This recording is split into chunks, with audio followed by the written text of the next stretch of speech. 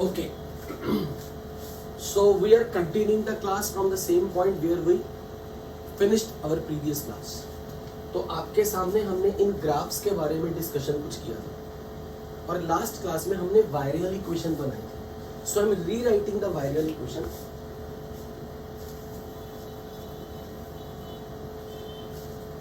That was z is equal to 1 plus b minus a upon rt into 1 by vm plus b square into 1 by vm square b cube 1 by vm cube and so on up to infinity. आपको board पे इस तरफ लिखा हुआ सब दिख रहा है? Is it visible? Okay. So this equation is called Weyerian equation. और इस इक्वेशन में हमने बेसिकली z को 1 by vm की एक्सपेंशन सीरीज की फॉर्म में लिखा है. जैसे 1 by vm raise to power 1, 1 by vm raise to power 2, 1 by vm raise to power 3.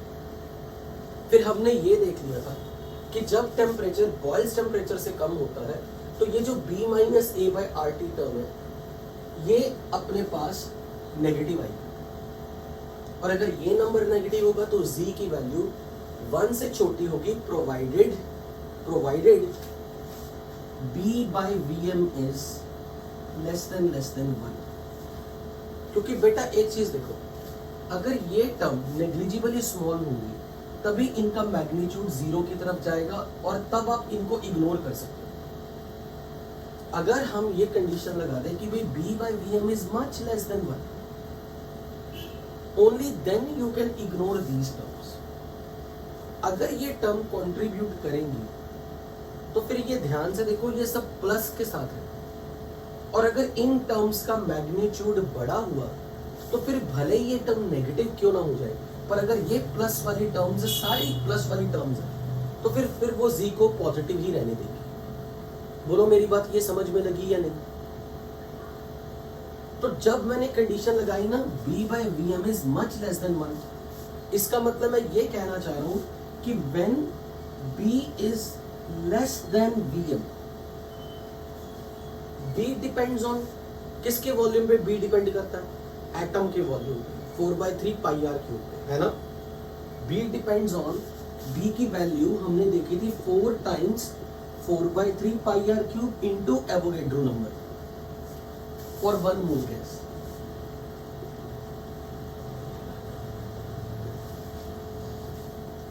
तो अगर एटम का वॉल्यूम बहुत छोटा है एज कंपेयर टू कंटेनर के वॉल्यूम से, एज कंपेयर टू जितनी स्पेस आपने गैस को प्रोवाइड की है, यानी कि अगर गैस के वॉल्यूम, गैस को प्रोवाइड किए गए अवेलेबल वॉल्यूम के कंपैरिजन में एटम का वॉल्यूम नेग्लिजिबल है, ये तभी वैलिड है जब गैस का प्रेशर क्या हो, लो या high.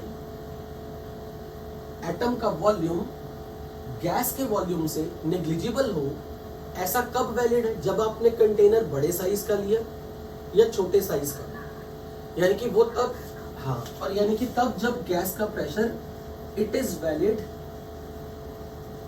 When pressure of the gas is low.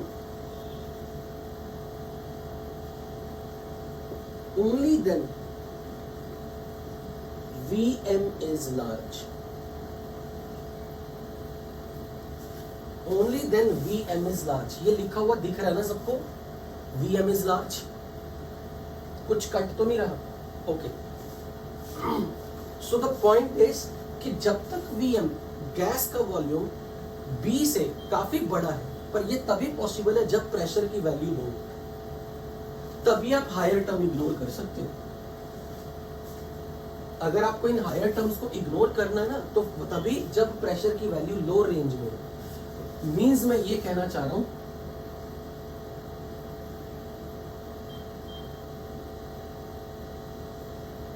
अगर मैं यहां पर इस प्रेशर की बात करूं P डैश, तो जब तक प्रेशर P डैश से कम है तभी ये सिचुएशन होल्ड कर रही है.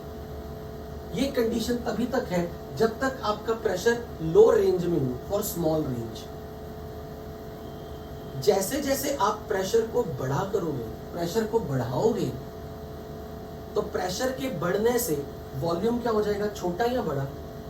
प्रेशर के बढ़ाने से वॉल्यूम छोटा। और अगर डिनोमिनेटर में वॉल्यूम छोटा हो गया, छोटा, तो ये टर्म्स क्या होनी शुरू हो जाएंगी, बड़ी। और अगर ये नंबर बड़े शुरू हो गए तो ये प्लस साइन के साथ, फिर ये z को, फिर ये टर्म z को क्या बनाना चाहेंगे, 1 प्लस समथिंग या 1 माइनस समथिंग, जब ये सारी टर्म पॉजिटिव है।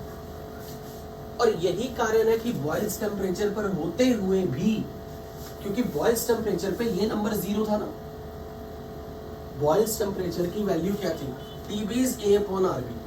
जब आप ये नंबर यहां पुट करते हो तो ये 0 हो गया था।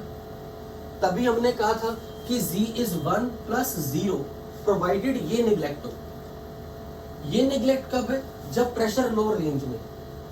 तो जब तक प्रेशर लो रेंज में है और T की वैल्यू A/RB है, तो आपने इस नंबर को 0 बना दिया और z की वैल्यू 1 बन गई। इसलिए ग्राफ में ये लाइन z = 1 की तरफ अप्रोच कर रही है। लेकिन जैसे जैसे आपने प्रेशर की वैल्यू बढ़ाते गए, कीपिंग T = A/RB, प्रेशर के बढ़ने से वॉल्यूम छोटा हो रहा है, इसलिए ये टर्म्स का मैग्नीट्यूड बड़ा हो रहा है।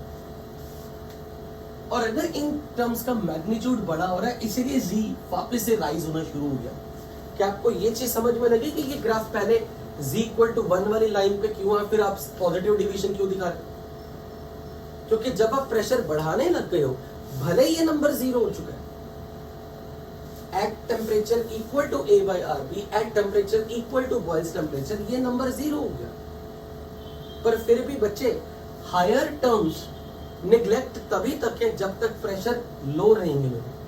अगर प्रेशर हाई रेंज में चला गया तो ये नंबर अपनी कंट्रीब्यूशन z में दिखानी शुरू कर देंगे, और इनकी कंट्रीब्यूशन प्लस साइन के साथ है।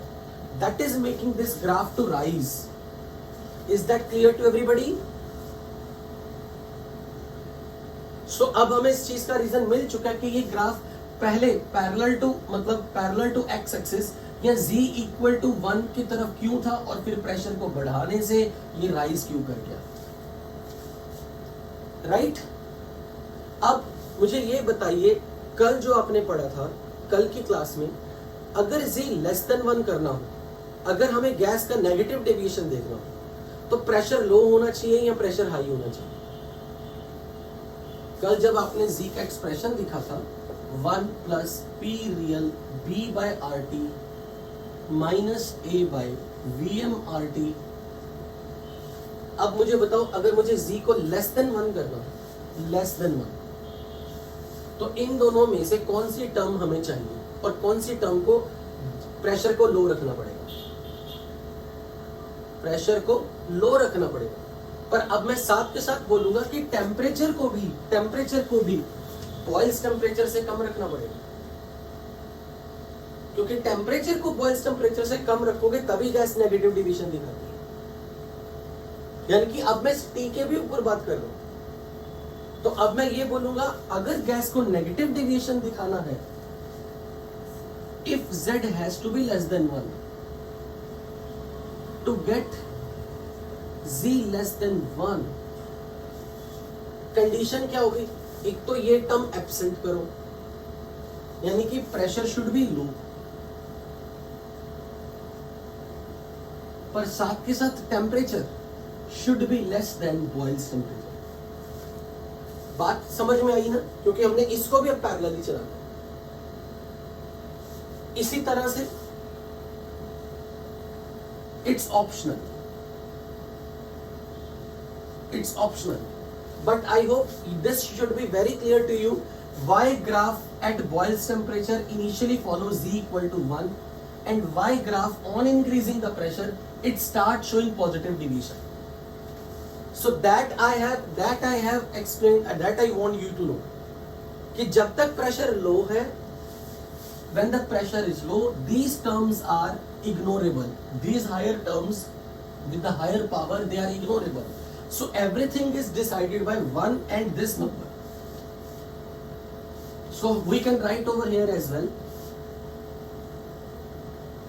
Even when temperature is boils temperature, but if pressure is increased, pressure अगर बढ़ाएंगे, Vm will decrease and B by Vm is no more less than 1. क्योंकि जब आपने Vm को घटा दिया, अब ये नंबर बड़ा 1 से बड़ा होना शुरू हो जाएगा. You cannot neglect this. So the higher terms, B square by Vm square, B cube by Vm cube, start contributing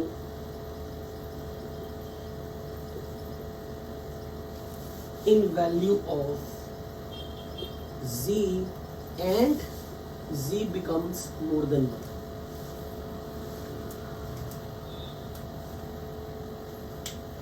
I think this is very clear to everybody sitting in the class.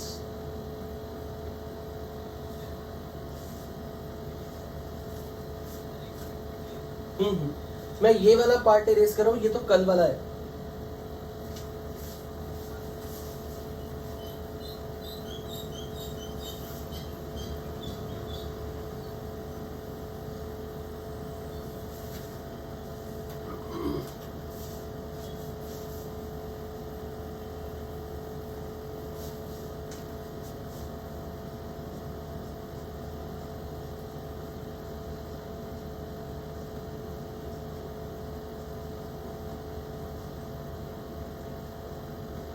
Gas will show negative deviation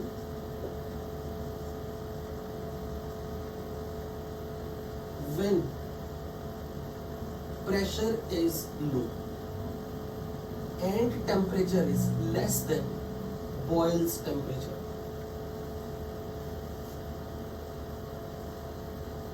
Gas will show temperature अगर less than Boyle's temperature होगा तभी तो ये term negative बनी थी, तभी तो Z 1 में से कुछ माइनस हुआ. ठीक है, यानी कि जब मुझे टेम्परेचर की कंडीशन देखनी है तो मैं इस इक्वेशन से देख रहा हूं. या ऐसे भी समझ सकते हो, जब टेम्परेचर कम होगा तभी ये नंबर बड़ा होगा, है ना. टेम्परेचर को कम करने से ये नंबर बड़ा होगा, ये नंबर बड़ा होगा तो नेगेटिव साइन होना है. यानी कि लो टेम्परेचर पर गैस नेगेटिव डिविएशन दिखाएगी. सो gas will show positive deviation even at Boyle's temperature. यानी कि अगर आपने T is equal to A/RB कर दिया, T इज A/RB कर दिया, भले ये नंबर 0 है, तो अब मुझे बताओ Z 1 प्लस कब होगा, जब मैं प्रेशर को क्या करूं. यहां से देख, यहां से बताओ. When T is A/RB, T की वैल्यू A/RB पुट कर दो, ये 0 हो गया. तो Z 1 प्लस कब होगा, जब ये नंबर सिग्निफिकेंटली लार्ज हो. उनके लिए क्या होना चाहिए, प्रेशर की वैल्यू. प्रेशर की value yes at higher pressure और on increasing the pressure.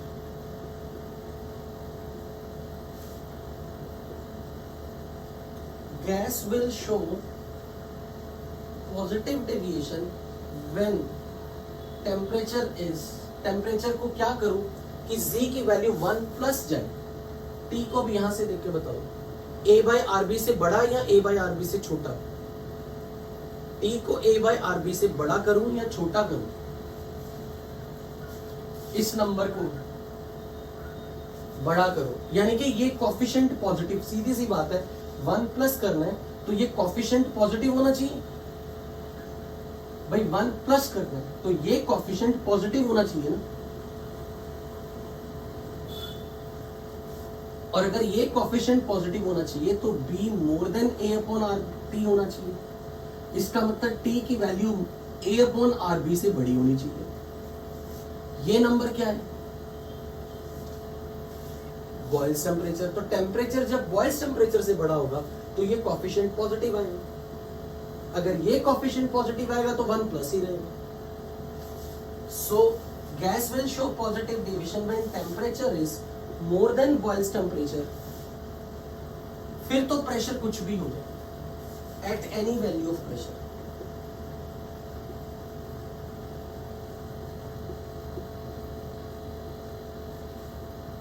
Eight any value of pressure, क्योंकि अगर प्रेशर हुआ ज्यादा तो Vm हो जाएगा छोटा, तो ये नंबर इग्नोर हो गया।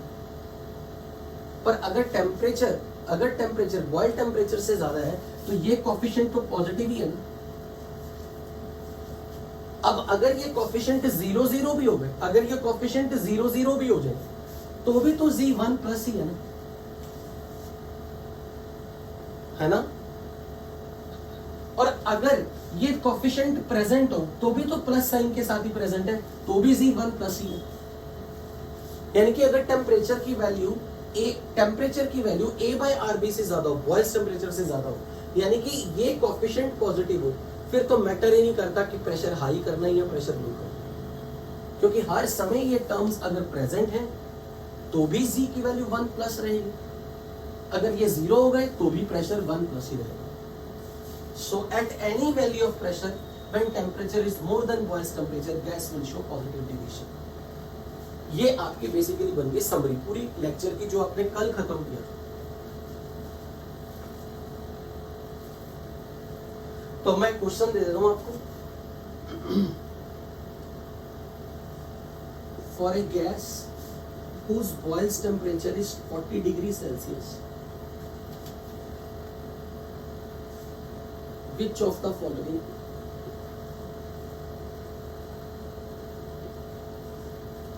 is valid? At low pressure, at temperature 30 degrees Celsius, gas will show positive depletion.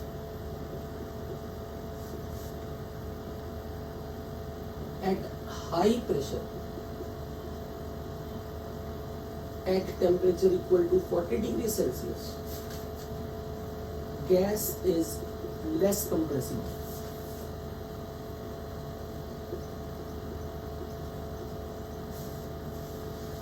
Can I erase it now? बच्चों लिख लिया हुआ ये? Okay.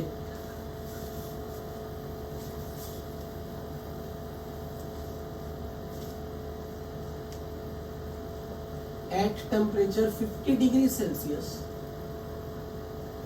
at every value of pressure,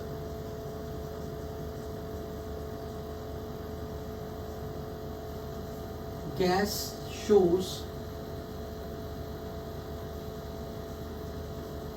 negative depletion and is more compressible.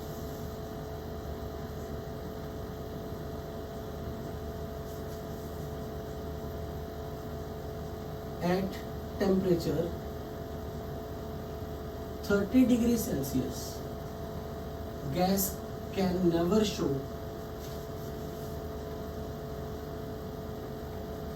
Positive deviation.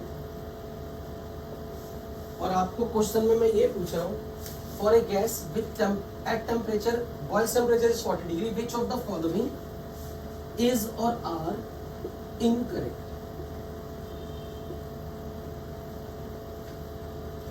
Which of the following is or are incorrect?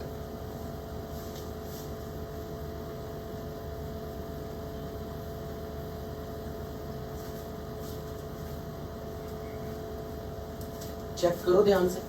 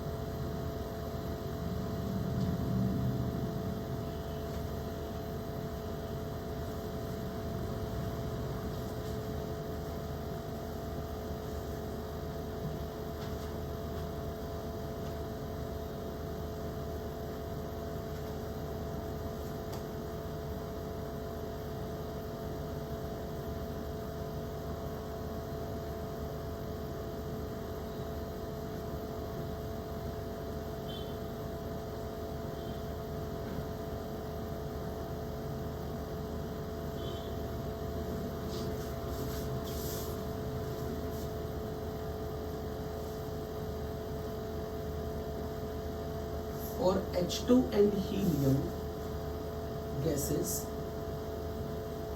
Z versus P graph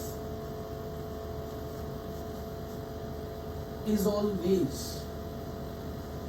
increasing.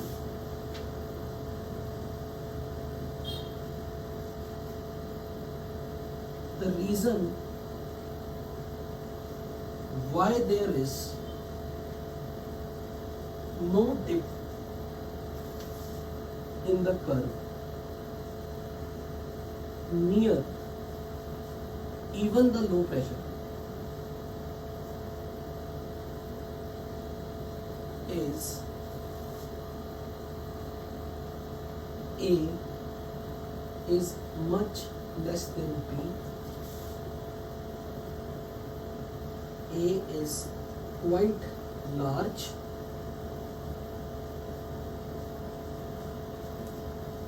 B is quite large.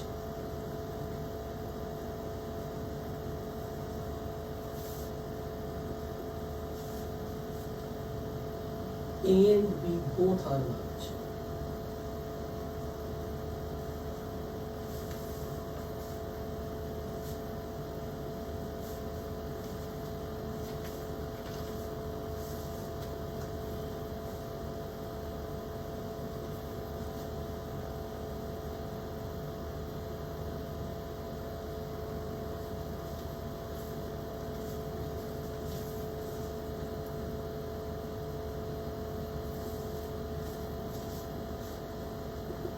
Which of the following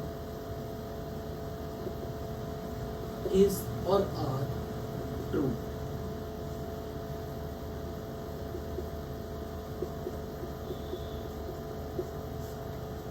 At temperature equal to Boyle's temperature, first virial coefficient becomes 0.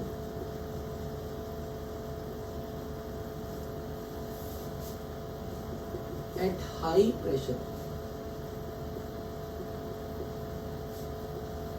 dZ by dt is B by RT positive. At low pressure, dZ by dP is minus A by RT square negative.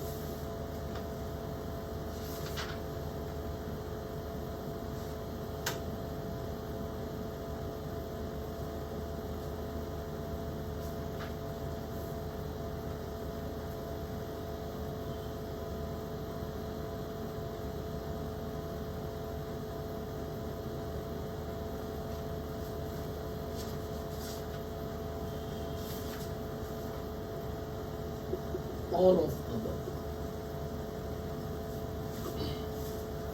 आपको बच्चों real gases से numerical कभी बहुत rarely पूछे जाते हैं। Real gas के topic से कंसेप्चुअल क्वेश्चन पूछे जाते हैं एग्जैक्टली लाइक दिस। जो आपको क्लास में पढ़ाया जा रहा है थ्योरी वाइज, रियल गैस में एग्जाम में क्वेश्चन भी कंसेप्चुअली ज्यादातर पूछे जाते हैं। न्यूमेरिकल पार्ट आइडियल गैसेस से ज्यादा।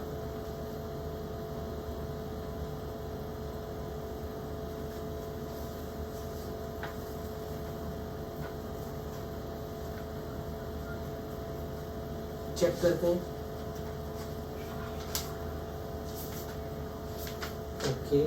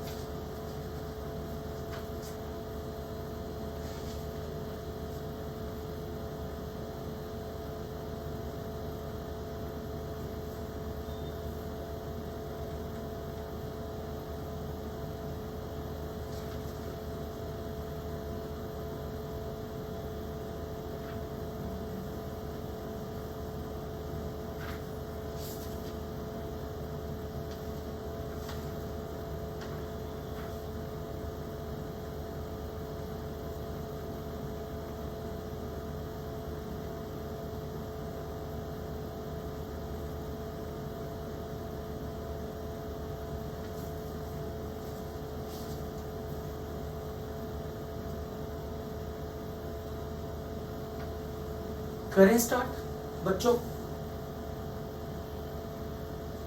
Should we start discussion of first question? Okay,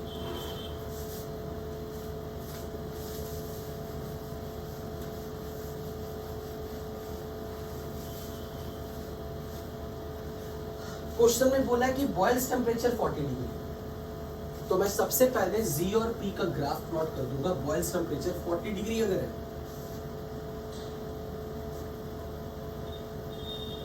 इस लाइन पर जी की वैल्यू कितनी है? इस लाइन पर 1।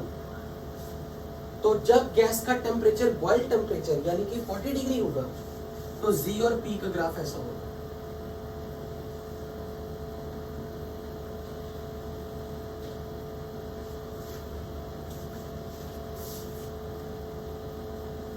और अगर टेम्परेचर गैस का 40 डिग्री से कम हुआ तो गैस नेगेटिव डिवीजन दिखाएगी, और अगर टेम्परेचर मोर देन 40 डिग्री हुआ तो गैस पॉजिटिव डिवीजन दिखाएगी। इसके बेसिस पे अब इनकरेक्ट ढूंढना। व्हेन टेम्परेचर इज 30 डिग्री, तो यानी कि टेम्परेचर 30 डिग्री पर गैस नेगेटिव डिवीजन दिखाएगी। Eight low pressure Z is greater than 1, wrong, क्योंकि जब प्रेशर लो है, मैंने तो हमेशा ये माना है, जब भी कभी वो बोले ना हाई प्रेशर लो प्रेशर, तो जहां पर ये Z = 1 को कट करता ना, उससे लेफ्ट वाले को मैं मान लेता हूँ लो प्रेशर, उससे राइट वाले को मान लेता हूँ हाई प्रेशर। जहां भी कर्व Z = 1 को कट करेगा, Z = 1 यहाँ हो रहा है, जहां पे भी कट कर रहा है, तो इस प्रेशर से लेफ्ट पर मैं मान लूंगा लो रेंज ऑफ प्रेशर, और इससे ज्यादा पर मान लूंगा हाई वैल्यू ऑफ प्रेशर। तो अब उन्होंने बोला एट लो प्रेशर, यानी कि हम इस ग्राफ की बात कर रहे हैं, लो प्रेशर तो फिर ये भी हो गया, ये भी हो गया, ये भी हो गया, close to 0। At low pressure Z value 1 से नीचे आ रही है, 1 से कम है, तो गैस नेगेटिव डिवीजन दिखाएगी, और उन्होंने बोला पॉजिटिव डिवीजन दिखा रही है। So this statement is wrong, so it is our answer, क्योंकि हमें इनकरेक्ट बताना है। At high pressure, at 40 degree, 40 degree पे हाई प्रेशर, यानी कि इस लाइन की बात होगी, तो मैं इसके कॉरेस्पॉन्डिंग प्रेशर से राइट में ले लूंगा ये high pressure.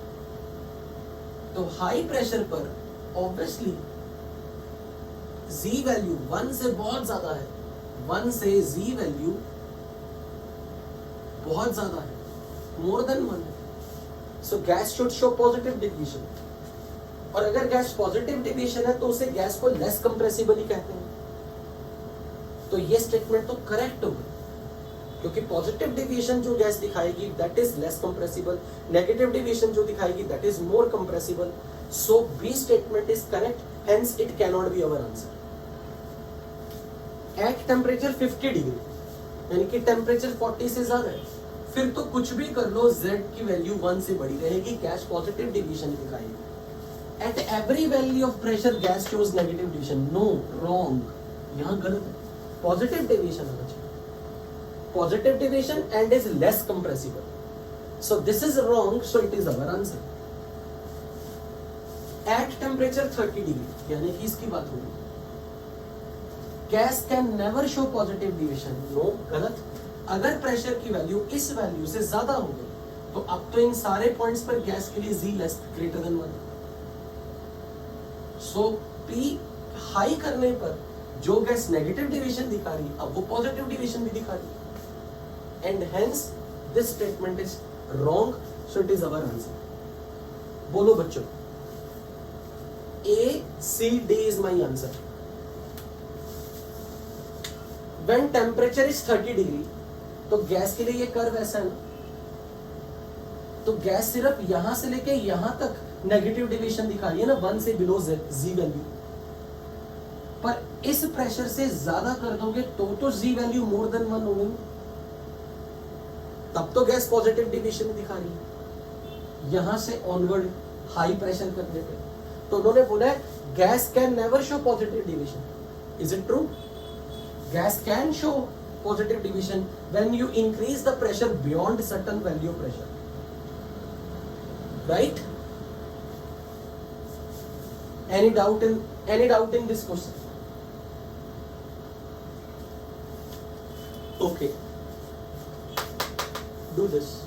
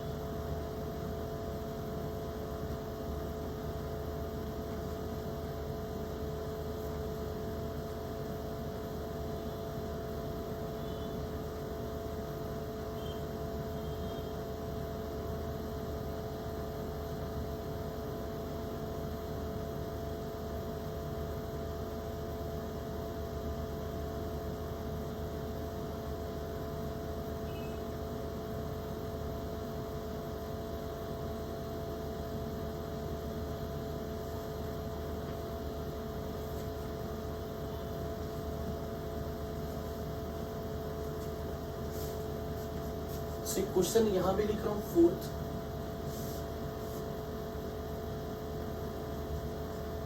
Eight low pressure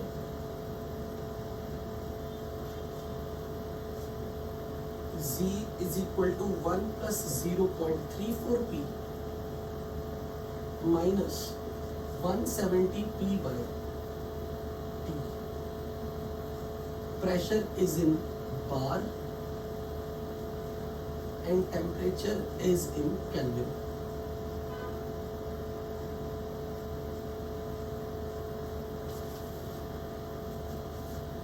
What is Boyle's temperature?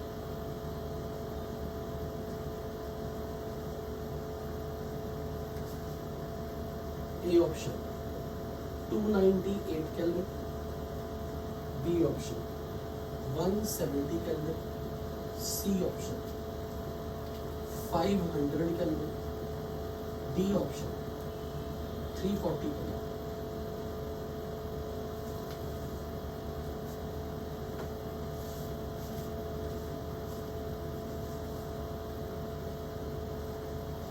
बच्चों, एनी आंसर? No answer? पता नहीं, सोचो. ओके, ए आर है. A is the right answer. Very good. उन्होंने बोला कि हाइड्रोजन और हीलियम का ग्राफ जो Z वर्सेस P का है वो ऑलवेज इंक्रीजिंग है. यानी कि हाइड्रोजन हीलियम के लिए ये ग्राफ Z वर्सेस P का कुछ ऐसे है, ऑलवेज इंक्रीजिंग. और हमें पता है ये ग्राफ ऐसा तभी आ सकता है जब गैस का टेम्परेचर ऑफ गैस उसके बॉयल्स टेम्परेचर से ज्यादा हो. अच्छा, मुझे एक बात बताओ, अगर किसी गैस का बॉयल्स टेम्परेचर -10 डिग्री है, किसी गैस का बॉयल्स टेम्परेचर -10 डिग्री है, तो वो -9 डिग्री पे क्या दिखाएगी? Positive division, negative division. Positive division. -8 degree पे पॉजिटिव, 0 डिग्री पे पॉजिटिव, रूम टेम्परेचर पे पॉजिटिव. तो उसके लिए पॉजिटिव डिविजन दिखाने के लिए पॉसिबल चॉइसेस ऑफ टेम्परेचर बढ़ गए, घट गए. मान लो एक गैस ऐसी है जिसका बॉयल्स टेम्परेचर है 0 डिग्री, उसको पॉजिटिव डिविजन दिखाना हो तो टेम्परेचर सिर्फ 0 डिग्री से ज्यादा होना चाहिए ना, कुछ भी. पर अगर किसी गैस का बॉयल्स टेम्परेचर ही -10 डिग्री हो, उसके लिए तो -10 डिग्री से अबव किसी भी टेम्परेचर पे वो पॉजिटिव डिविजन दिखाएगी. तो किसी गैस की टेंडेंसी पॉजिटिव डिविजन दिखाने की ज्यादा कब होगी? जब उसका बॉयल्स टेम्परेचर लो वैल्यू हो या हाई वैल्यू? Low value. मान लो किसी गैस का बॉयल्स टेम्परेचर है 40 डिग्री, तो वो रूम टेम्परेचर पे कौन सा डिविजन दिखाएगी? Negative division. यानी कि जिस गैस का बॉइल्स टेम्परेचर बहुत ही कम चला जाता है, -10 डिग्री, -20 डिग्री। अरे मैंने बोला कि बॉइल्स टेम्परेचर किसी गैस का 40 डिग्री है, 40 डिग्री, तो वो रूम टेम्परेचर पे कौन सा डेविएशन दिखाएगा? तो +40 डिग्री अगर किसी का बॉइल्स टेम्परेचर है, तो वो रूम टेम्परेचर पे कौन सी डेविएशन दिखाएगी? नेगेटिव ना। इसका मतलब ये है कि अगर किसी गैस का बॉइल टेम्परेचर जितना कम कर दोगे, जिस गैस का बॉइल टेम्परेचर बहुत ही छोटा होगा, -10 डिग्री, -20 डिग्री, वो तो ज्यादातर केसेस में हमेशा कौन सा डेविएशन दिखाएगा? Positive deviation. क्योंकि हम मैक्सिमम लैब में एक्सपेरिमेंट रूम टेम्परेचर पे करते हैं, ज्यादा से ज्यादा 0 डिग्री तक ठंडा कर लेंगे। पर अगर किसी गैस का बॉइल टेम्परेचर ही -20, -30 इतना लो हो, उस गैस की नेचुरल टेंडेंसी ज्यादातर केसेस में, अगर हम रूम टेम्परेचर की बात ही कर रहे हैं, तो वो हमेशा पॉजिटिव डिविएशन ही दिखाएगी। यानी कि आप बॉइल टेम्परेचर को जितना कम कर देते हो, गैस की टेंडेंसी उतनी ज्यादा पॉसिबिलिटी ये होगी कि वो गैस पॉजिटिव डिविएशन दिखाएगी। अब उन्होंने बोला कि हाइड्रोजन के लिए ग्राफ ऐसा आ रहा है, इसका मतलब ये हुआ कि हाइड्रोजन के लिए बॉइल्स टेम्परेचर छोटा है या बड़ा नंबर है, और खासकर उन्होंने ऐसे लिख दिया ऑलवेज इंक्रीजिंग। ऑलवेज हमेशा ग्राफ ऐसा, हमेशा ऑलवेज लिख के उन्होंने क्या इंश्योर किया कि गैस का टेम्परेचर आप कुछ भी रख लो, वो उसके बॉइल टेम्परेचर से ज्यादा ही है, यानी कि बॉइल टेम्परेचर बहुत छोटा है। अब अगर बॉइल टेम्परेचर छोटा है, which is A/RB, gas constant R की वैल्यू तो कांस्टेंट है, ये तो बदलेगी नहीं। इसका मतलब हाइड्रोजन या हीलियम टाइप की जो गैसेस हैं, उनके लिए A और B में B नंबर बड़ा होगा और A नंबर छोटा होगा, तभी तो ये रेशो छोटी आएगी। बताइए, इसीलिए ये बात सही है। अब यहां से एक बहुत बड़ा कंक्लूजन दे रहा हूं आपको बच्चों। अच्छा, A किस चीज को सिग्निफाई करता था? गैस मॉलिक्यूल्स के अट्रैक्टिव फोर्स। इसका मतलब जिन गैसेस के मॉलिक्यूल्स में आपस में अट्रैक्टिव फोर्स वीक होगा या नहीं होगा, उनका A नंबर बहुत छोटा होगा। समझे या नहीं? जिन गैसेस के बीच की अट्रैक्टिव फोर्सेस ही बहुत वीक है, उनके लिए A नंबर बहुत छोटा होगा। इसलिए ऐसी गैसेस जनरली उनका बॉइल्स टेम्परेचर बहुत कम होता है। क्या आप मुझे बता सकते हो, आपने कोई 9th-10th में कोई ऐसी गैसेस पढ़ी हो जिनके एटम्स और मॉलिक्यूल आपस में बॉन्ड ही नहीं बनाते? Noble gases, inert gases, noble gases. Noble gases के मॉलिक्यूल्स में किसी तरह की अट्रैक्टिव फोर्स नहीं है, because they do not form bond with each other, they do not form bond with anyone. तो खासकर नोबल गैसेस ऐसी गैसेस हैं जिनके लिए Boyle's temperature is very low, क्योंकि उनका A नंबर बहुत छोटा हो चुका होता है। खासकर जब हाइड्रोजन की मैं बात करूं, तो हाइड्रोजन एग्जिस्ट लाइक H2 ना, oxygen exist like O2, chlorine exist like Cl2। इसका मतलब एक बार दो हाइड्रोजन के एटम ने बॉन्ड बना लिया ना, ध्यान से समझ, दो हाइड्रोजन के एटम ने बॉन्ड बना के H2 मॉलिक्यूल बना लिया। ये एक मॉलिक्यूल, ये दूसरा मॉलिक्यूल है। Hydrogen wants to stay as H2। इसका मतलब क्या है कि एक H2 बनने के बाद ये दूसरे H2 के साथ बॉन्ड बनाना चाहेगा या नहीं चाहेगा? क्या एक H2 का मॉलिक्यूल दूसरे H2 के मॉलिक्यूल के साथ बॉन्ड बनाना चाहेगा? नहीं चाहेगा। तो अब मॉलिक्यूल और मॉलिक्यूल के बीच का अट्रैक्टिव फोर्स वीक हो गया या स्ट्रांग हो गया? तो इसलिए हाइड्रोजन भी वैसी गैस है जिसके लिए A value is very less. अब ऑक्सीजन है, ऑक्सीजन O2 बन गया। क्या O2 को, ऑक्सीजन को O3 बनने का शौक होगा, ओजोन बनने का शौक होगा? ऑक्सीजन एग्जिस्ट लाइक O2 ना, तो क्या O2 का एक मॉलिक्यूल O2 के दूसरे मॉलिक्यूल को अट्रैक्ट करना चाहेगा? तो इनके बीच की अट्रैक्टिव फोर्स वीक होगी या स्ट्रांग होगी? तो ऐसी गैसेस जो मॉलिक्यूल फॉर्म में एग्जिस्ट करती है, O2, Cl2, H2, they don't have very high value of A. For them A is very small. You got or not? सो मेरा ये पॉइंट आपको सिर्फ इतना बताना है, hydrogen, helium, noble gases, hydrogen, helium, noble gases are those gases जिनके बीच की intermolecular force of attraction, intermolecular एक मॉलिक्यूल दूसरे मॉलिक्यूल के बीच का अट्रैक्शन इज नेग्लिजिबल। हीलियम के साथ attractive force is negligible. Neon के साथ अट्रैक्टिव फोर्स इज नेग्लिजिबल। इसलिए ऐसी गैसेस के लिए a value is very small, that's why for hydrogen, helium, noble gases they have very low value of Boyle's temperature। ये point आपको समझ में आया या नहीं? सो जिन गैसेस के लिए पॉजिटिव डिविएशन ज्यादातर दिखता है, इसका मतलब उन गैसेस का बॉयल टेम्परेचर बहुत ही कम है। और अगर गैसेस का बॉयल टेम्परेचर बहुत कम होगा, मतलब वंडरवॉल कांस्टेंट ए बी से बहुत छोटा है, मतलब ए की वैल्यू कम होने का मतलब है उसके दो एटम के बीच में या फिर उसके मॉलिक्यूल्स के बीच का attractive force is very weak. अब मुझे एक बात बताइए, यहां से आप बहुत कॉमन सी चीज समझ पाएंगे। जब हम किसी गैस को लिक्विफाई करते हैं तो आप गैस के मॉलिक्यूल को के बीच में अट्रैक्टिव फोर्सेस बढ़ा के उसे लिक्विड बना पाओगे, या गैस के मॉलिक्यूल्स में अट्रैक्शन घटा के आप उसे लिक्विड बना पाओगे? लिक्विड और गैस का फर्क तो मालूम होगा। लिक्विड और गैस का फर्क आपने सुना है। लिक्विड वो होता है जिसमें एटम्स और मॉलिक्यूल के बीच की अट्रैक्टिव फोर्स कुछ ना कुछ होती है, पर गैस में एटम्स और मॉलिक्यूल के बीच का अट्रैक्टिव फोर्स खत्म होता है या नहीं? तो जब मैं गैस को लिक्विड बनाना चाहता हूं तो गैस के एटम्स और मॉलिक्यूल के बीच की अट्रैक्टिव फोर्सेस आप बढ़ाना चाह रहे हो या घटाना चाह रहे हो?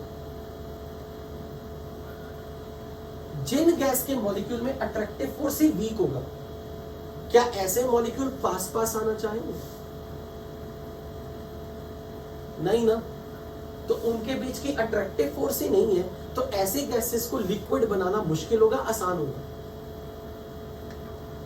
मुश्किल होगा। सो जो गैसेस जिनके लिए ए वैल्यू बहुत छोटा होता है, यानी कि उनके बीच की आपस की attractive force is very weak, they are very difficult to liquefy।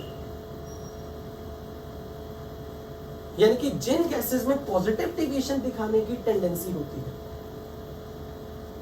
उनके बीच की अट्रैक्टिव फोर्सेस के नेग्लिजिबल होने से ऐसी गैसेस को लिक्विफाई करना इज वेरी डिफिकल्ट टास्क।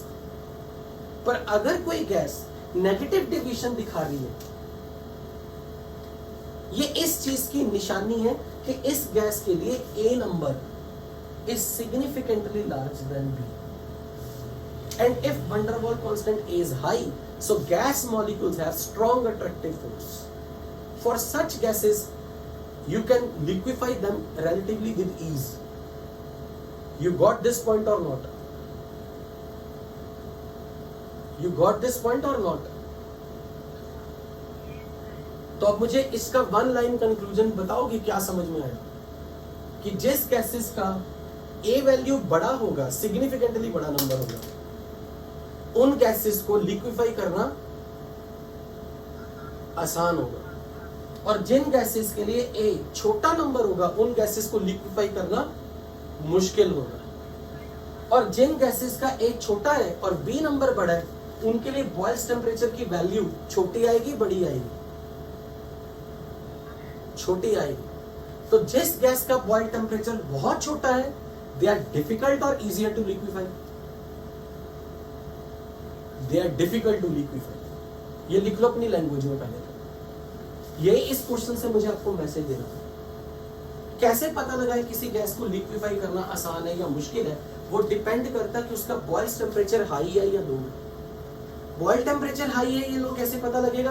कि ए वैल्यू बी वैल्यू से van der Waals constant A और van der Waals constant B में से कौन रिलेटिवली बड़ा है।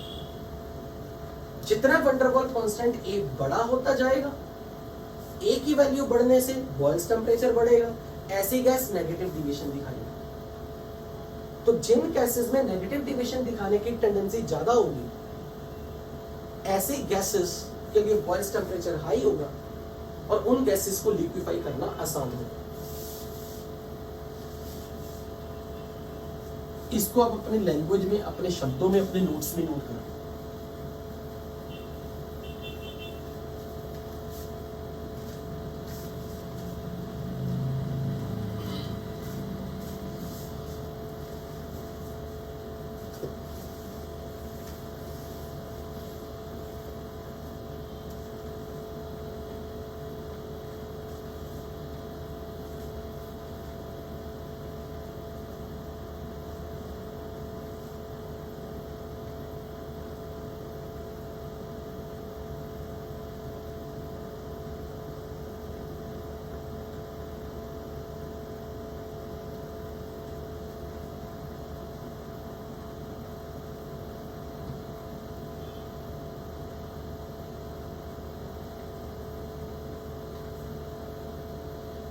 नोटेड बच्चों?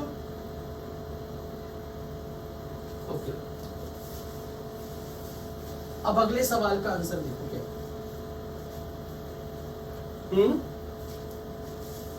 वेरी गुड, शाबाश, डी दिल्ली, बिल्कुल ठीक, वेरी गुड। सबसे पहले तो t इक्वल टू टीबी पे first virial coefficient become 0। No, what is first virial coefficient?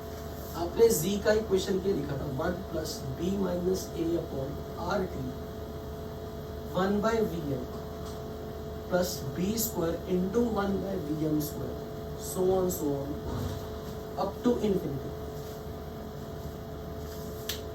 तो अब ध्यान से समझो, दिस इज कॉल्ड, अगर मैं इस इक्वेशन को ऐसे लिख दूं 1 into 1 by Vm raised to power 0, something raised to power 0 क्या होगा? तो ये 1 into 1 ही बन गया ना। This is called first virial coefficient. This is called second virial coefficient. This is called third virial coefficient. तो फिर fourth virial coefficient is B cube. अब मुझे बताओ, जब टेम्परेचर बॉयल्स टेम्परेचर होता है तो क्या नंबर यहाँ 0 बनता है? जब टेम्परेचर बॉयल्स टेम्परेचर 0 होता है, ये नंबर 0 बनता है। ये कौन सा कोफिशिएंट है? कौन सा वीरियल कोफिशिएंट है? No, second virial coefficient. ये फर्स्ट वीरियल कोफिशिएंट, ये सेकेंड वीरियल कोफिशिएंट, ये थर्ड वीरियल कोफिशिएंट, सॉरी ये फर्स्ट 1 by Vm वाली टर्म का कोफिशिएंट है, ये फर्स्ट वीरियल कोफिशिएंट, ये सेकेंड वीरियल कोफिशिएंट, ये थर्ड वीरियल कोफिशिएंट, ये फोर्थ वीरियल कोफिशिएंट। समझ आया या नहीं?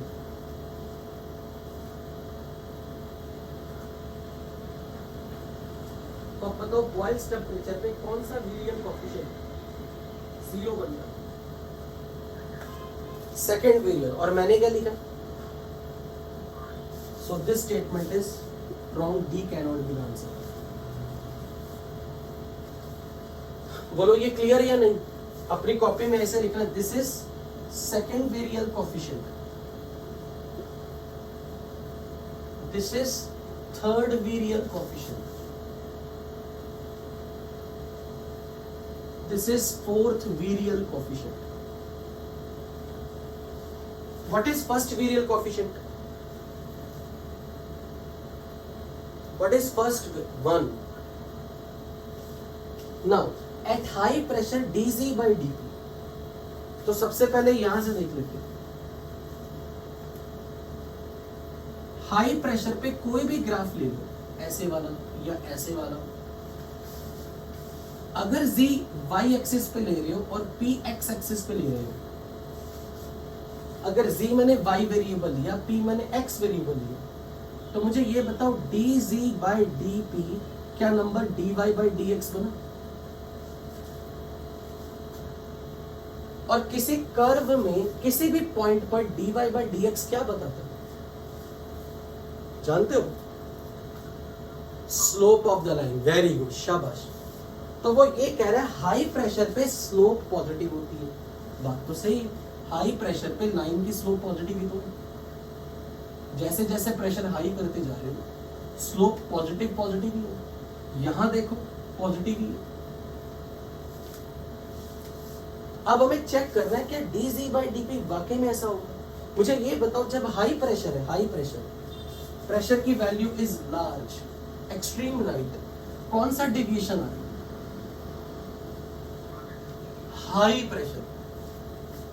यानी कि जब मैं बोलूं प्रेशर हाई एक्सट्रीम राइट, जब मैं प्रेशर लो एक्सट्रीम लेफ्ट।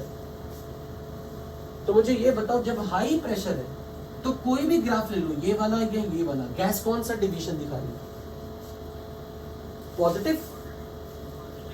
और पॉजिटिव डेविएशन को दिखाने के लिए मुझे ये बताओ, Z is 1 plus P R B by R T minus A by V M R T, कौन सी नंबर निग्लेक्ट होना चाहिए?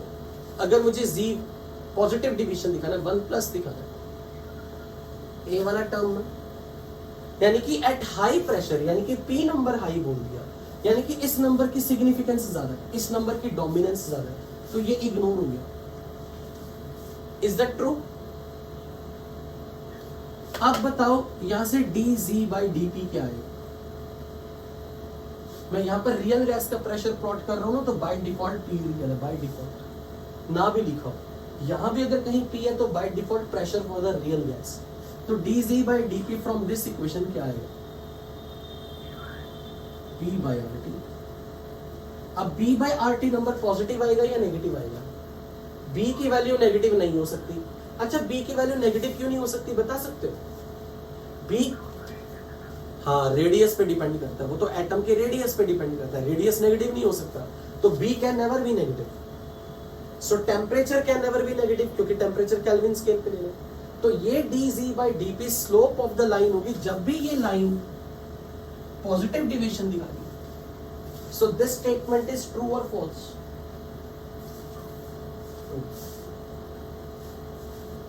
अब एट लो प्रेशर पे, यानी कि मैं एक्सट्रीम लेफ्ट पे आ गया, यहां चेक करो क्या आ रहा है ग्राफ का स्लोप, नेगेटिव। अब मुझे यहां से बताओ नेगेटिव स्लोप कब आएगी? जब Z 1 माइनस हो या 1 प्लस हो? माइनस, यानी कि eight low pressure, low pressure जब बोल दिया तो आपने इस नंबर को सिग्निफिकेंटली लो कर दिया, तो अब इन दोनों में से कौन सा नंबर चला जाएगा? B वाला term. So Z is 1 minus A by VMRT। अब उन्होंने हमसे slope Z versus P graph की स्लोप पूछी है, पर यहां पर तो मेरा P वेरिएबल आ नहीं है, तो मुझे किसी तरह यहां पर P वेरिएबल लेके आना।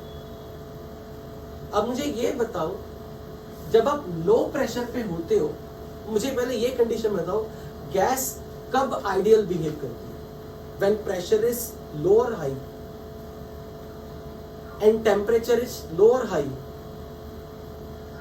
Temperature high हो, pressure low. So जब pressure low होगा, gas will try to behave ideal. उस समय मैं ये लिख सकता हूं, for 1 mole gas PVM is approximately RT. For 1 mole gas PVM is approximately RT. Correct or wrong? क्योंकि जब pressure low होगा, gas is trying to behave ideal, then PVM is like to be, should be close to the RT. मैंने यहाँ पर N क्यों नहीं लिखा? NRT, क्योंकि 1 मोल गैस के लिए मोलर वॉल्यूम आ गया। तो ऐसी कंडीशन में मैं VM को नियरली RT by P लिख सकता हूँ। When pressure is very low, gas will tend to behave ideal, so you can say PVM approximately RT, but only at low pressure, only in the region of like this, इस reason में, क्योंकि Z value जो भी होगी वो 1 से काफी close है, 1 के काफी क्लोज है, मतलब PVM नियरली RT। तो ऐसे केस में VM approximately RT by P आप पुट कर सकते हो। तो ये Z वैल्यू क्या बन जाएगी? 1 minus A upon, put the value of VM, RT by P into RT. This was the way to convert this equation to have a relation between Z versus P at low pressure. Low pressure पे Z और P का relation देखना था, high pressure पे तो Z और P का relation आपके सामने, लो प्रेशर पे Z और P का रिलेशन क्या, हम वो देखने वाले हैं। तो अब मैं यहां पे लिख दूंगा this becomes 1 minus A P upon R T का स्क्वायर. अब यहां से मुझे बताओ what will be D G by D. D G by D minus A by R T का होल स्क्वायर. क्या ये स्लोप है जी और पी वाले ग्राफ की, और स्लोप नेगेटिव आ रही है, जो जस्टिफाई कर रहा है कि क्यों ये ग्राफ नीचे की तरफ जा रहा है. So this slope is negative, so this statement is wrong, क्योंकि उन्होंने टी का स्क्वायर लिखा है, आर का भी स्क्वायर होगा. मानते हो या नहीं? So only B is the correct answer. तो अब आपको ये पता होना चाहिए कि ये जब लो प्रेशर पर स्लोप निकालनी है तो कैसे लगानी है, हाई प्रेशर पे स्लोप निकालनी है तो कैसे निकालनी है. तो जी और पी ग्राफ की स्लोप कैसी होगी, हाई प्रेशर पे और लो प्रेशर पे. This is very very important. Any doubt? Any doubt?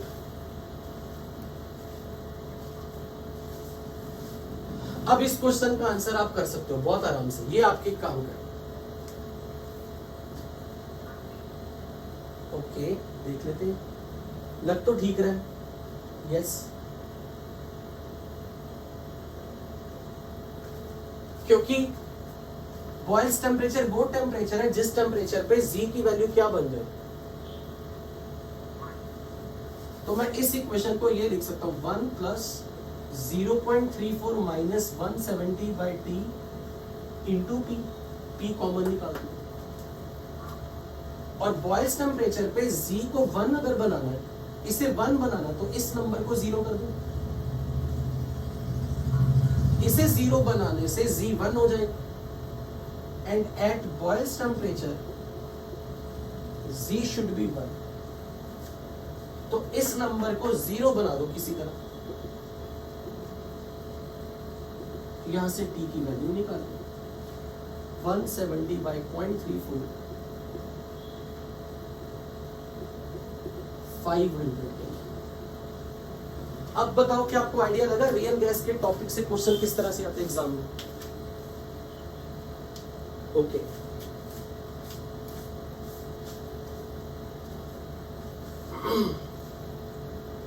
एक क्वेश्चन मैं आपसे और करवाऊंगा, वो आप करोगे, मैं नहीं बताऊंगा.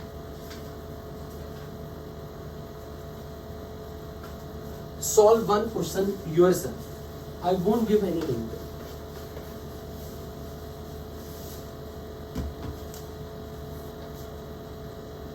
N moles of helium are placed in vessel of volume V liter at T Kelvin. If V1 is free volume of helium, what will be diameter of helium atom? A option 3/2 V1 upon pi into Na into n raised to power 1/3. 3/2 V minus V1 upon pi into Na into n, whole raised to power 1/3. 6 into V minus V1 upon pi into Avogadro number times n raised to power 1/3. 6 V1 upon pi into Avogadro number times n raised to power 1/3. Solve it yourself. Tell me the answer.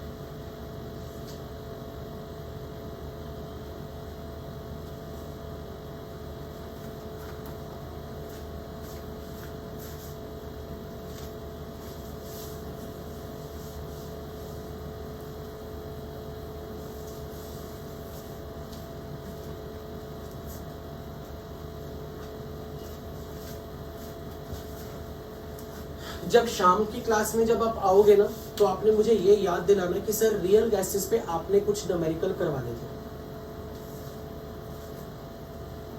आपने सुना मैंने क्या कहा? Okay. Telegram group पे मैंने real gas की sheet share की है, और रियल गैस की शीट आपको 2 दिन में खत्म करनी है आफ्टर मंडे, क्योंकि इसमें न्यूमेरिकल बहुत कम है, ज्यादातर कंसेप्चुअल क्वेश्चन है, थ्योरी वाले। इस पर जब भी न्यूमेरिकल आएंगे फॉर्मूला बेस्ड आएंगे।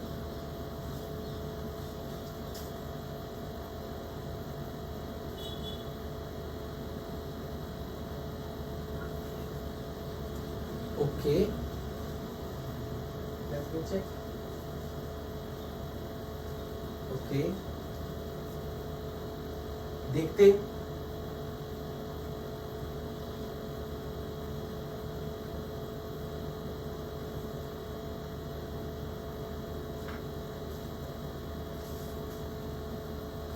करें start? Should I give you solution? Okay, उसने बोला V1 is free volume. Free volume का मतलब क्या? वो volume which is available for the movement of gas molecule. तो अगर मेरे पास किसी कंटेनर में गैस के एटम्स हैं, तो अगर इस पूरे कंटेनर का वॉल्यूम V लीटर है, बट जो स्पेस गैस की फ्री मूवमेंट के लिए अवेलेबल है, यानी कि empty space, this empty space is free volume V1, which is available for free movement of gas.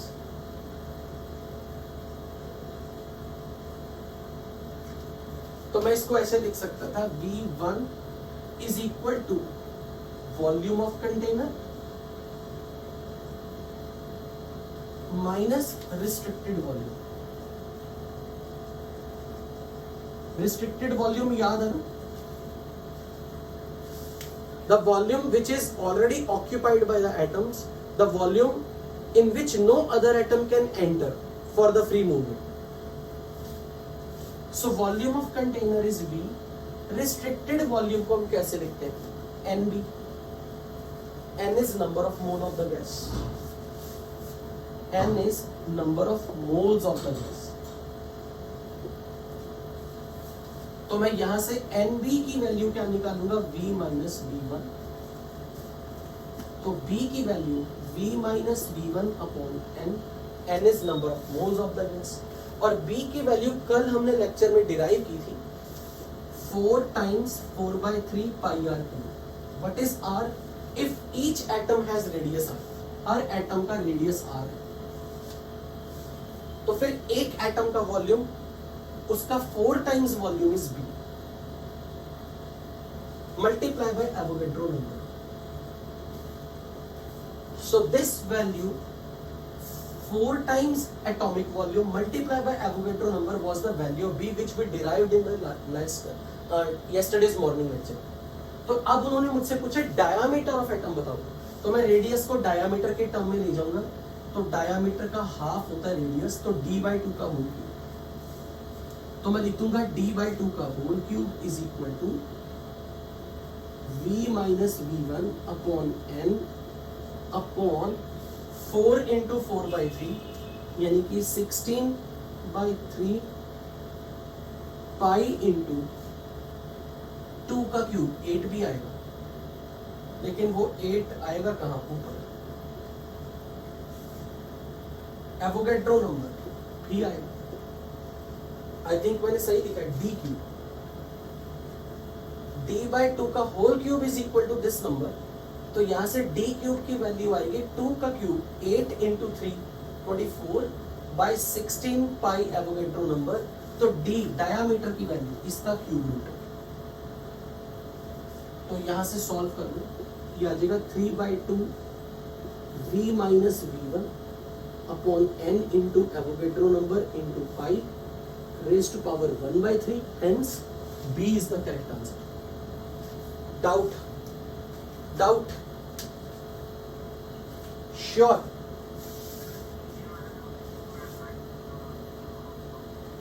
ये थोड़ा ना, पर एक बात बताओ ना, क्या उसके लिए कोलिजन तो हमेशा ही हो रहे हैं? वॉल्यूम कंटेनर का फाइनाइट है, हर एटम का वॉल्यूम कुछ ना कुछ तो है ना। ये थोड़ा ना हीलियम के एटम का रेडियस ही नहीं है,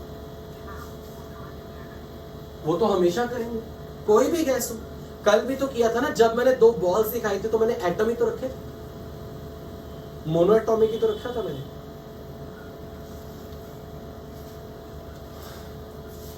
अच्छा अच्छा अच्छा, इज दैट क्लियर बच्चों? Okay, so now I am going to start the last topic of this chapter, that is liquefaction of gases.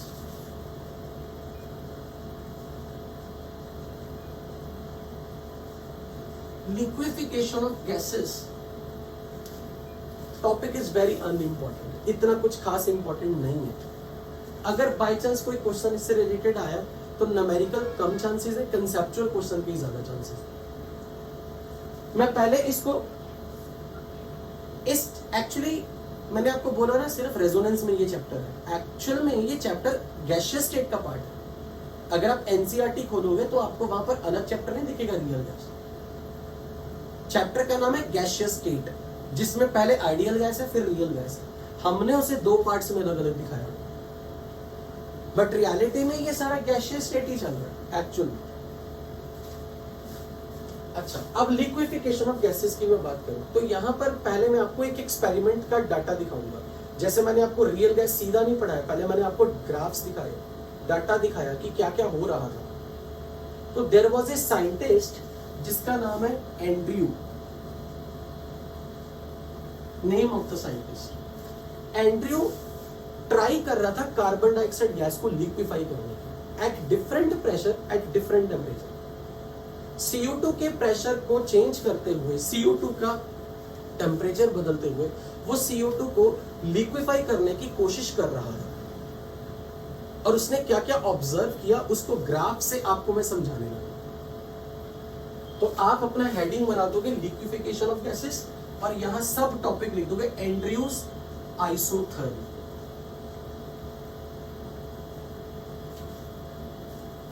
In fact I should particularly use the word Andrews critical isotherm, पर मैं अभी critical word का meaning नहीं समझा रहा आपको, तो इसलिए आप फिलहाल बस इतने हेडिंग रखो एंड्रयूज आइसोथर्म। अगर कोई पूछे एंड्रयू ने किया क्या, उसने कार्बन डाइऑक्साइड को लिक्विफाई करने की कोशिश की है और डिफरेंट प्रेशर और डिफरेंट टेम्परेचर से CO2 का लिक्विफिकेशन इजी हो रहा है या मुश्किल हो रहा है, ये सब समझाने का प्रयास किया। So basically Andrew studied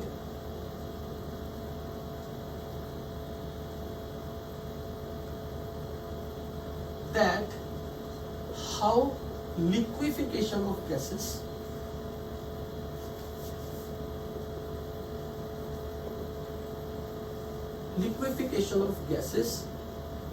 is affected by different values of pressure and temperature.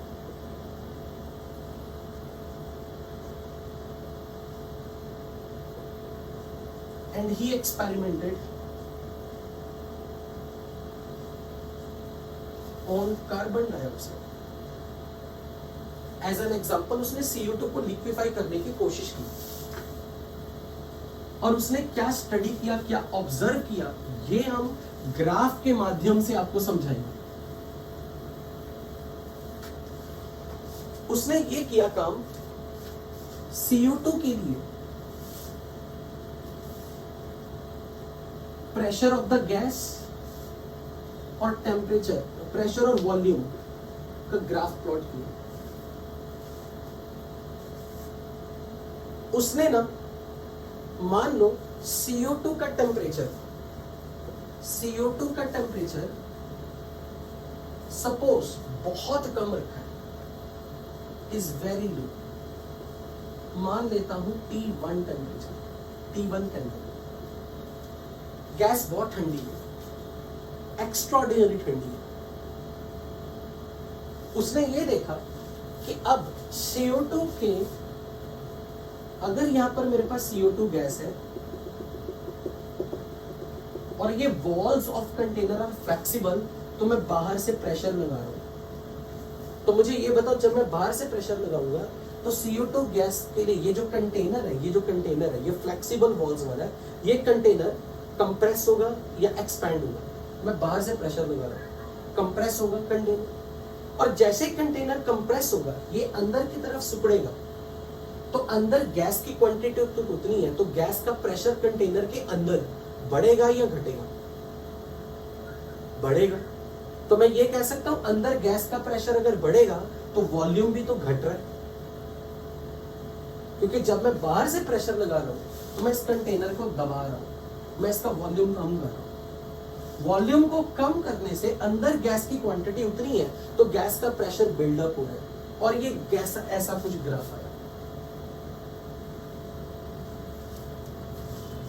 जरा ध्यान से देखना, यहां से यहां तक अगर मैं ऐसे आ रहा हूं A पॉइंट से B पॉइंट, तो मुझे ये बताओगे कि मैं वॉल्यूम को क्या कर रहा हूं?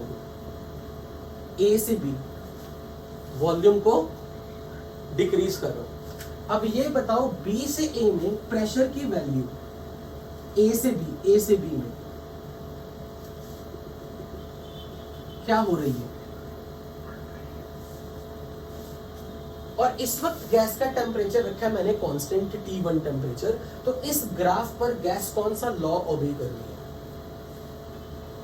जब टेम्परेचर कांस्टेंट है और ये कर्व के शेप देखो, is it rectangular hyperbola type?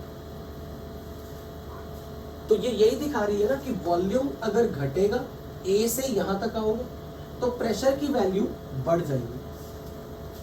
मानते हो या नहीं? अगर वॉल्यूम में गैस का घटाऊंगा तो प्रेशर बढ़ेगा, यस और नो? तो ये गैस का बिहेवियर हो गया। क्या ये बिहेवियर गैस का एक्सपेक्टेड बिहेवियर है? एट टेम्परेचर T1, ये पूरे ग्राफ के हर पॉइंट पे टेम्परेचर मैंने रखा है T1, which is actually very low temperature, gas ठंडी है। उसने ये ऑब्जर्व किया कि जब वो प्रेशर बाहर से लगा रहा है ना, यानी कि मैं इस वॉल्यूम को कम कर रहा हूं, तो गैस कंप्रेस हो रही है, कंटेनर के अंदर वॉल्यूम तो घट रहा है, पर अंदर साथ के साथ गैस का प्रेशर इनसाइड बढ़ रहा है। फिर उसने सोचा कि चलो वॉल्यूम को और कम करते हैं, यानी कि बाहर से मैं और प्रेशर लगाता हूं, वॉल्यूम को और दबाता हूं। पर ये ऑब्जर्व किया कि एट सर्टेन पॉइंट B, जब गैस का प्रेशर अंदर इस वैल्यू से P1 वैल्यू से बढ़ के P तक पहुंच गया, अब जब वो फर्दर गैस का वॉल्यूम अगर कम करता है और इसे दबाता है, वॉल्यूम तो कम हो रहा है, पर ये लाइन ऐसे होनी शुरू होगी, ग्राफ ऐसे आना शुरू होगी।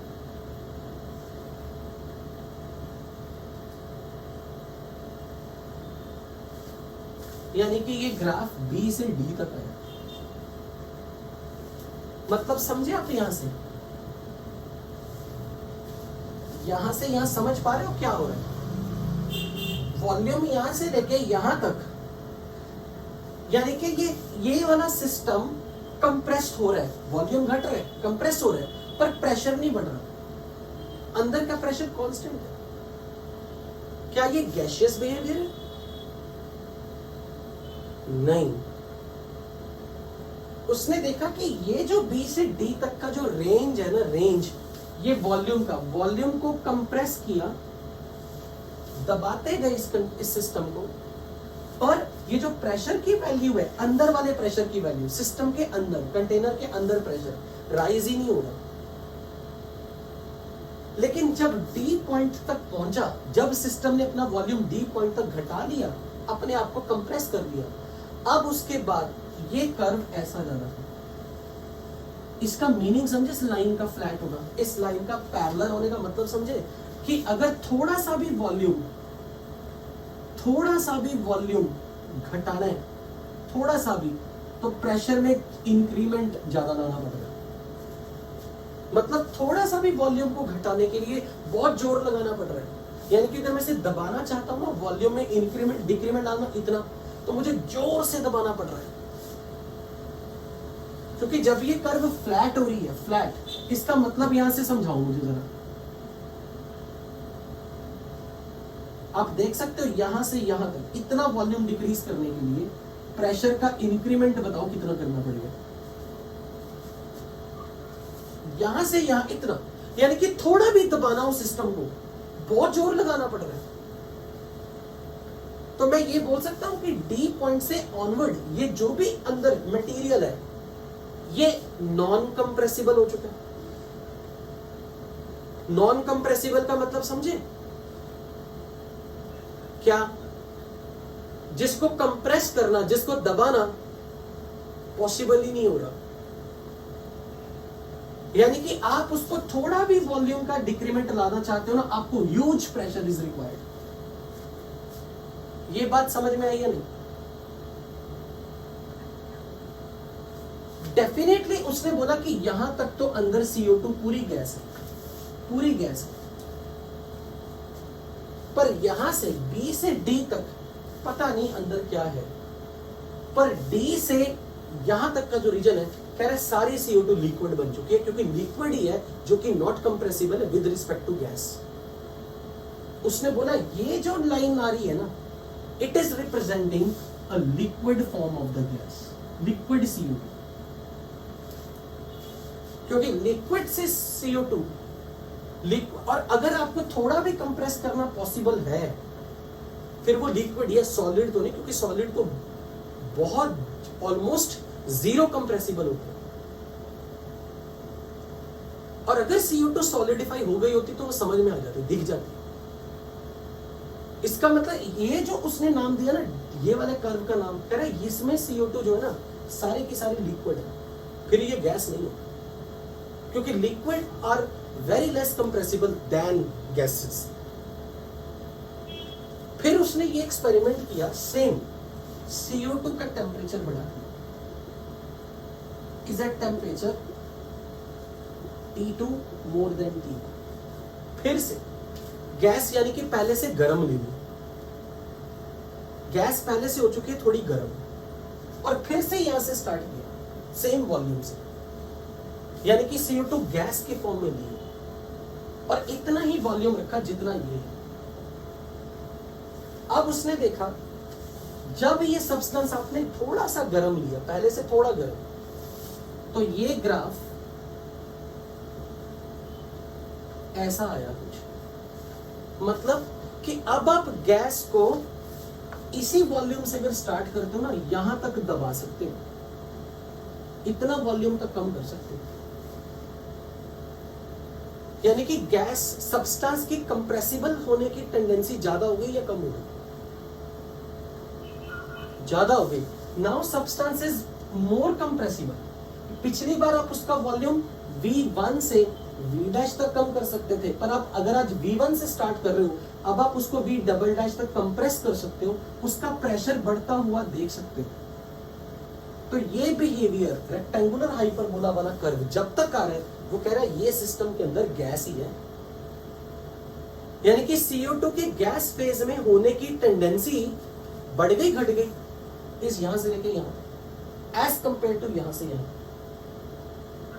बढ़ गई, क्योंकि आपने सब्सटेंस का टेम्परेचर बढ़ा दिया, यानी कि अब CO2 जो है वो गैस फॉर्म में रहना ज्यादा खुशी से मैं एक्सेप्ट कर रही है, इसलिए उसका वॉल्यूम लार्ज एक्सटेंट तक दबाया जा सकता है। Let's say this point is A', this is B', this is the gas form of the substance. और फिर से उसने देखा V" के बाद अगर हम इसे और दबाते हैं, मैं बाहर से दबा रहा हूं, अंदर वॉल्यूम घट रहा है, पर अंदर वाला मटेरियल, अगर मैं मैनोमीटर लगा के अंदर का प्रेशर देखूं या बैरोमीटर लगा के अंदर का प्रेशर देखूं, अंदर का प्रेशर घट ही नहीं रहा, मतलब सेम कांस्टेंट। पर ये जो लेंथ है ना, ये लेंथ ये शॉर्ट हो गई, और अब ये जो पॉइंट था, ये पॉइंट ये शिफ्ट होके राइट में आ गया, और ये पॉइंट शिफ्ट होके लेफ्ट में आ गया, दिख रहा है? अब इस पॉइंट के बाद सब्सटेंस फिर से ऐसा हो गया, ग्राफ दिखा रहा है। सब्सटेंस के लिए ग्राफ ऐसा आ रहा है। ये क्या समझा रहा है? इस लाइन पर क्या दिख रहा है आपको कि अब उस सब्सटेंस को दबाना, उसका वॉल्यूम कम करना, इतना वॉल्यूम कम करना, बहुत ज्यादा प्रेशर का इंक्रीमेंट मान लो, मतलब in order to compress by smaller volume, उसे थोड़ा भी दबाना हो, ह्यूज प्रेशर इज रिक्वायर्ड। यानी कि ये फॉर्म सब्सटेंस की दिखा रही है कि अंदर सारी की सारी CO2 गैस नहीं, अब वो लिक्विड बन चुकी। समझ में आई ये चीज? पर हमें ये जानना है कि ये लेंथ छोटी क्यों है। अब उसने गैस का टेम्परेचर, प्रेशर कांस्टेंट रह रहा है, यानी कि सिस्टम दबी जा रहा है। देखो, मैंने बाहर से प्रेशर लगाई जा रहा हूं, मैं इसे दबा रहा हूं, मतलब मैं कंटेनर को दबा रहा हूं। जब मैं दबा रहा हूं तो मैं तो प्रेशर लगा रहा हूं, पर क्वेश्चन ये है कि मैं अगर दबा रहा हूं ना, वॉल्यूम तो घट रहा है अंदर का,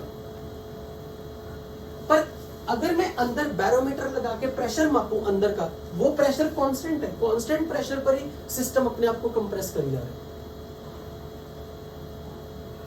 वो कैसे हो सकता है? यही तो समझने वाली बात है। अभी सस्पेंस खोल दूंगा तो मजा ही नहीं आना। नाउ क्वेश्चन इज कि मैंने गैस का टेम्परेचर और बढ़ा दिया, यानी कि मैंने गैस कर दी और गर्म। तो अब ये ऐसा हुआ, ये ग्राफ यहीं से इसी वॉल्यूम से स्टार्ट हुआ। अब बताओ मैंने क्या समझाने की कोशिश की? ये लाइन कर्व ऐसे है, मीनिंग क्या है?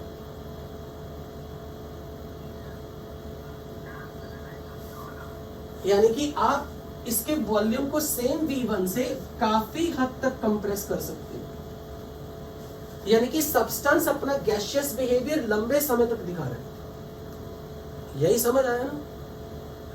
यानी कि सब्सटेंस की गैस फॉर्म में रहने की टेंडेंसी ज्यादा है।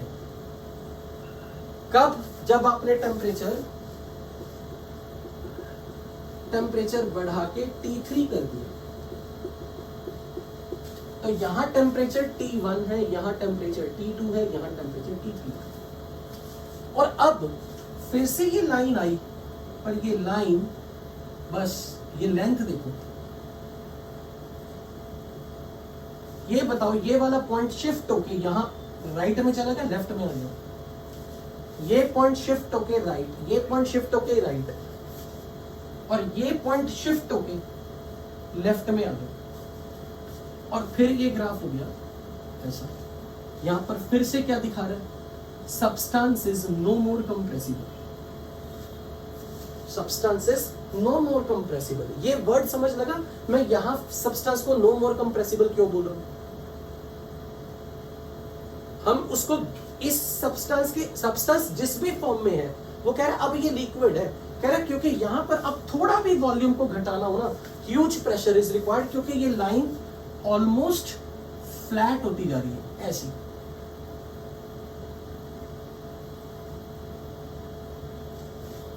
और लाइन का पैरेलल टू वाई एक्सिस होना, लाइन का पैरेलल टू वाई एक्सिस का मतलब क्या है? यहां पर P कांस्टेंट नहीं, V कांस्टेंट। समझ रहे हो ना? अगर वाई एक्सिस पे मैंने प्रेशर लिया और ये लाइन ऐसे लगा दी, इसका मतलब क्या है? V कांस्टेंट, यानी कि प्रेशर जितना मर्जी बढ़ा दो, प्रेशर जितना मर्जी बढ़ाओ, वॉल्यूम में चेंजेस ही नहीं आ रहे, राइट? अब उसने टेम्परेचर को और बढ़ाया, T4 किया, और ये ग्राफ, ये जो लेंथ थी ना, ये जो लेंथ दिख रही थी, ये श्रिंक होके बस एक पॉइंट बन गई, और यहां से ग्राफ की स्लोप बदल गई। यानी कि ये वाला पॉइंट और राइट में आ गया, ये वाला पॉइंट और लेफ्ट में आ गया, और जब ये दोनों पॉइंट पास आके मिल गए तो बस एक पॉइंट तक सीमित रह गए। अब इसके ऊपर ये फिर से फ्लैट कर दी, ये लिक्विड फॉर्म ही है और ये गैस फॉर्म में थी, और ये टेम्परेचर T4 था। पर अब मजे वाली बात यह कि जब आपने टेम्परेचर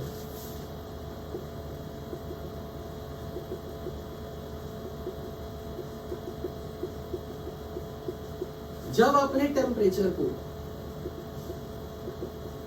T5 कर दिया, which is even more than T4, ये ग्राफ ऐसा है विदाउट एनी डिसकंटिन्यूटी। ये ग्राफ स्मूथ कर, उसमें कहीं कोई डिसकंटिन्यूटी नहीं है। ये ग्राफ कैसा दिख रहा है? Rectangular hyperbola. अब सब्सटेंस थ्रू आउट गैस है,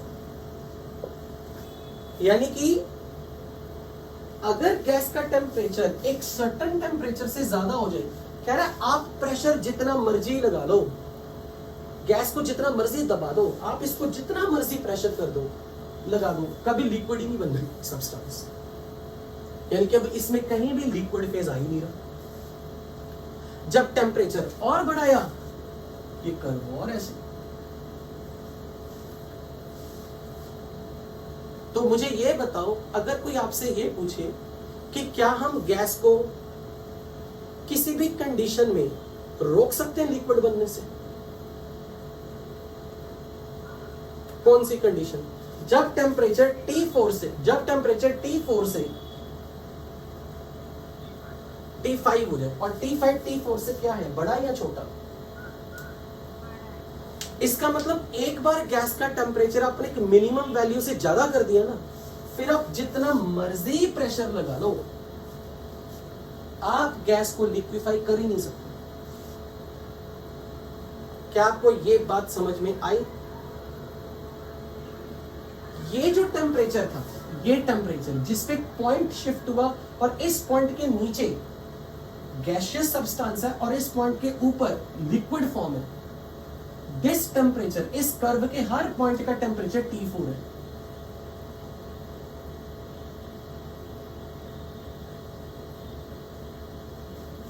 this T4 temperature is called critical temperature.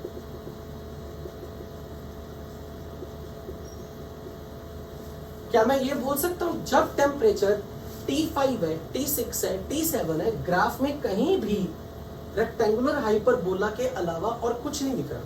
और रेक्टेंगुलर हाइपरबोला, इस चीज का सिग्निफिकेंस है कि आपका सब्सटेंस गैसियस बिहेवियर ही दिखा रहा है,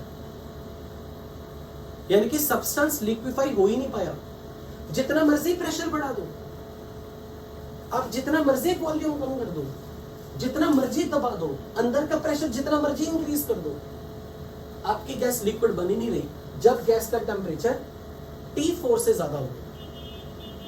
तो मैं ये बोलूंगा, a gas can only be liquefied if temperature is less than और इक्वल टू T4। बोलो ये बात सही है या नहीं?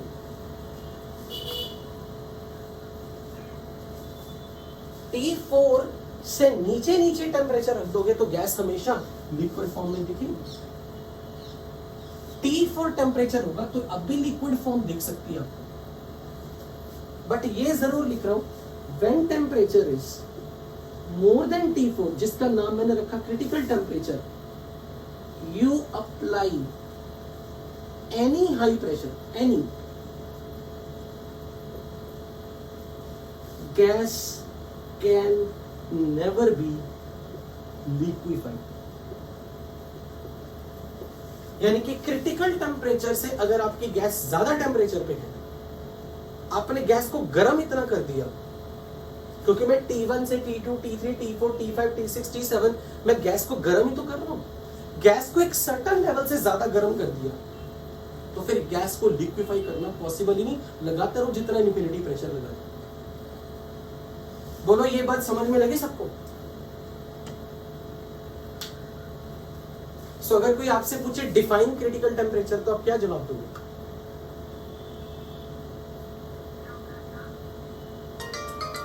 Just a minute.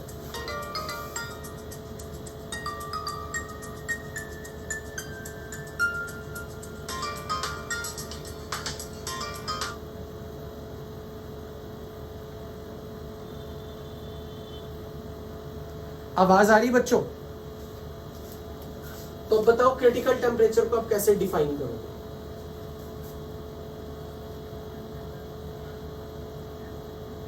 हाँ, एक certain temperature above which gas can never be liquefied, क्योंकि उसका ग्राफ हमेशा रेक्टेंगुलर हाइपरबोला ही रहने वाला है।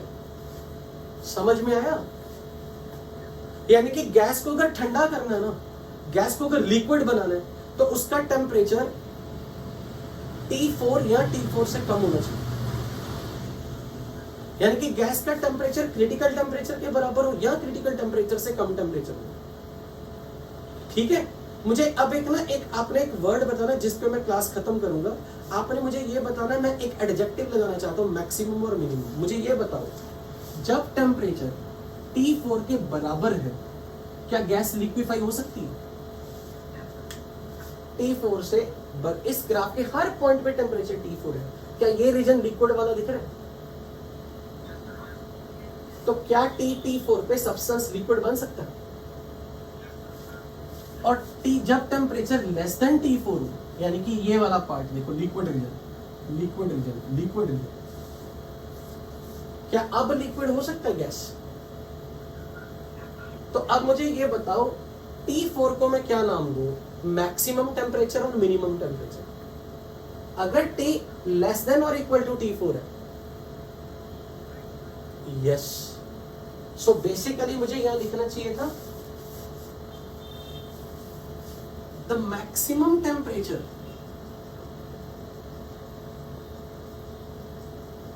up to which gas can be liquefied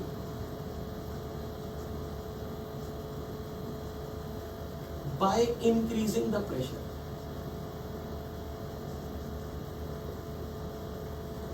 is called critical temperature। पर क्या आपको ये वर्ड समझ में ना, मैक्सिमम क्यों लिखा? अच्छा, एक चीज मुझे ये बताओ, लिक्विड वाली लाइन के लिए आपको गैस, आपका सब्सटेंस गैस तो इधर है ना। अच्छा, एक बात बताओ, सेम मास अगर है 2 ग्राम मास, उसका वॉल्यूम ज्यादा होगा या कम होगा जब वो सब्सटेंस गैस फॉर्म में हो, और जब वो सब्सटेंस लिक्विड फॉर्म में हो, उसी 2 ग्राम सब्सटेंस का वॉल्यूम कम होगा या ज्यादा होगा? For the same mass who occupies more volume, gas और लिक्विड?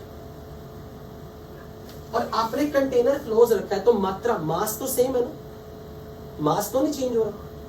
तो अब ऑब्वियसली हाई वॉल्यूम अगर होगा तभी गैस होगी, और लो वॉल्यूम पर लिक्विड होगा। तो राइट की तरफ गैस बिहेवियर है, लेफ्ट की तरफ लिक्विड बिहेवियर। तो मुझे ये बताइए, अगर आपको गैस से लिक्विड फॉर्म में आना, तो आपको वॉल्यूम को क्या करना पड़ रहा है? उसके लिए वॉल्यूम को कम करने के लिए आपको क्या करना पड़ रहा है? प्रेशर लगाना पड़ रहा है। यानी कि प्रेशर को इंक्रीज करने से ही और टेम्परेचर को घटाने से, क्योंकि T4 से कम करना पड़ेगा, टेम्परेचर को घटाने से और प्रेशर को बढ़ाने से, वॉल्यूम जब घटेगा, प्रेशर जब बढ़ेगा, और टेम्परेचर क्रिटिकल टेम्परेचर से कम करो, तब गैस लिक्विफाई होगी। यानी कि गैस को लिक्विफाई करना हो तो प्रेशर क्या होना चाहिए, ज्यादा या कम? किसी गैस को लिक्विड बनाना तो प्रेशर ज्यादा, और टेम्परेचर क्या होना चाहिए, कम होना चाहिए। So high pressure and low temperature